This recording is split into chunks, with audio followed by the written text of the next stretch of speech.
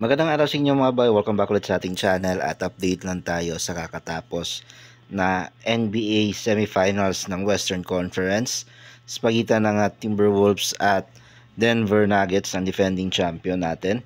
So nanalo yung Denver Nuggets sa game 3 guys, score na 90-117. Okay, so tinambakan ng Nuggets yung Timberwolves and marami yung nagsasabi na coming into this game is posibleng maging 3-0 na and ma-sweep sila sa game 4 dahil nga home court ito ng Timberwolves, pero hindi nila hinayaang mangyari yon at nakaisa rin sila sa home court ng Timberwolves. Okay, so dahil sa pagkapanalong to 2-1 na, pero lamang pa rin sa serye ang Timberwolves.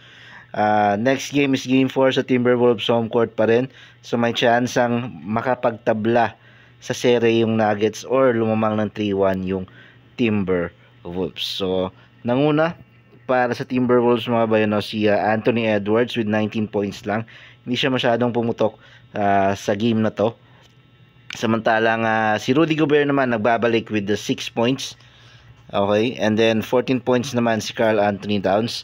So mapapansin niyo dito, apat lang yung naka-double digit sa scoring para sa Timberwolves. Samantalang para sa Nuggets naman, nanguna sina Jokic at Jamal Murray with 24 points each. Okay, habang si KCP naman with 12 points, Aaron Gordon with 13. Third leading scorer si Michael Porter Jr. with 21. So abangan natin sa game 4 kung makakatabla ba ang Nuggets sa serye or makakalamang ng 3-1 ng Timberwolves sa serye ito. Yun lang guys, maraming salamat sa panonood.